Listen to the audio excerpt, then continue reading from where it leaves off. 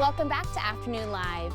If you are looking to take the kids on an adventure to explore something new this spring break, listen up. Our next guest wrote a guide sharing where and how to look for Pacific Coast wildlife.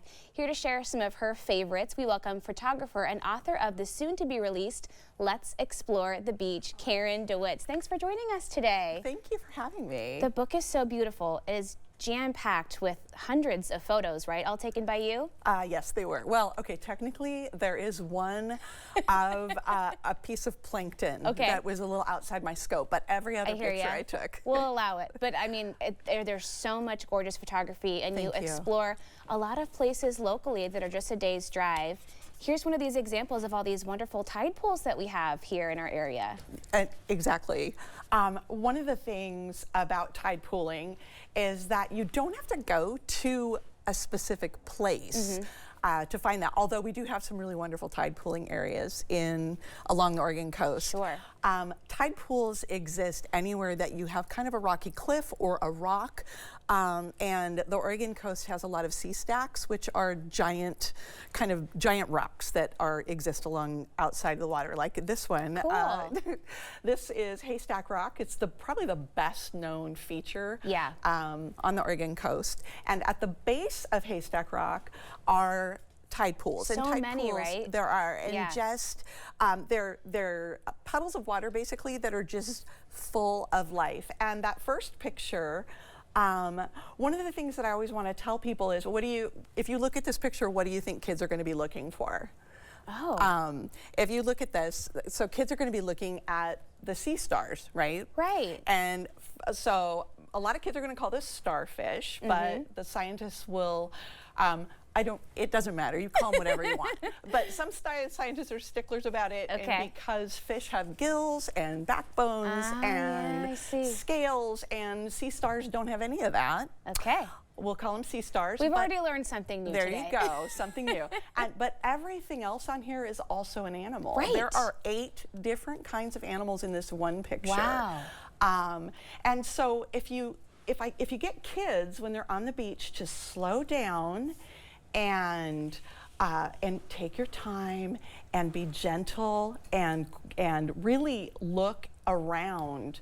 So focus on the sea stars, but then also you've got barnacles, and you've got anemones, and you've got limpets and chitons and mussels and all kinds of really wonderful sea life all right in there. That one photo. And you've got more examples of the Haystack Rock area, which is one of the most iconic, and we can show a few more of the anemones that you mentioned earlier as well. Okay, one of the things that I love about anemones is when you go to Haystack Rock, they really want you to stay on the sandy parts, because the rocks are covered in life.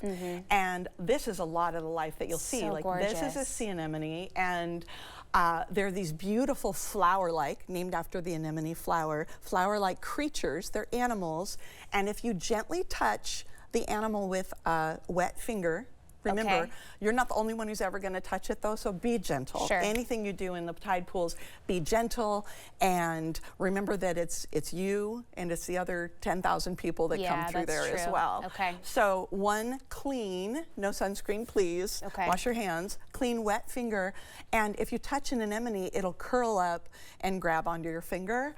But those particular anemones on that rock with the triangle that came down through it. What I love about that is anemones, one of the things that they do that's cool is they reproduce by cloning. So they rip their body apart, and the clones of one individual like to aggregate, which means kind of gather together. They're called aggregating anemones. And so the clones gather together, but they don't like the clones of other individuals. So if you look at that other picture with the line down through it, and I don't know if it's possible to get back to it. There it is. Self-separating. On one side, you'll see way down at the bottom, you see the open anemones are pink on the edges. That's one individual and all of its little offspring that it cloned. But on the other side of that line, if you look down in the water, it's a little purpler, a little greener, and those are the offspring of a different individual. And look at that, the road that's between them. It's a kind of a no-go zone. they fight each other. Oh my and gosh. the anemones on the edges have little so sting fascinating. cells. And so they try to kind of give each other space, which is very cool and something fun that you can show kids when they go to the beach. This is so fascinating. We could talk to you forever, but we only have a couple of minutes. So let's go down to near Seaside. Tell me about Hug Point and some of the things that we can find there. Hug Point is a really excellent place to take kids along the beach. One of the reasons is that it used to be that cars drove right on the beach and around, for example, on this headland here, the Rock, there's the remnants of an old road where the stagecoaches used to run on the Oregon coast. So if you, during low tide, which is when everything is a little bit easier to see, you can find that by Googling, or you can get a little tide guide.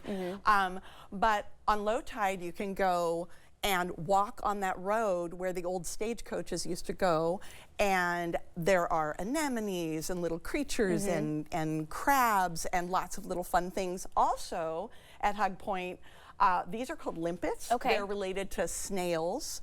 And they have a little, like, almost like a party hat shaped shell instead of a spiral.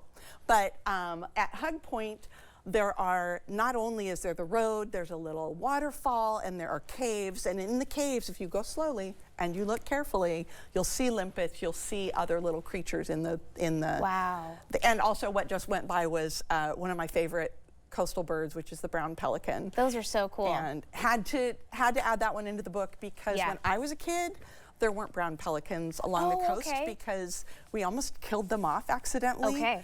And now we have thousands and thousands of them out there because we fixed it. Hey, we're going to post a full link with all of your recommendations on our website because we just don't even have enough time to talk about all of it.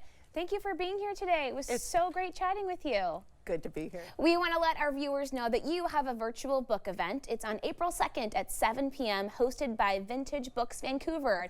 And we'll have all those details on the website as well. Again, the book is Let's Explore the Beach. And we'll be right back with more Afternoon Live right after this.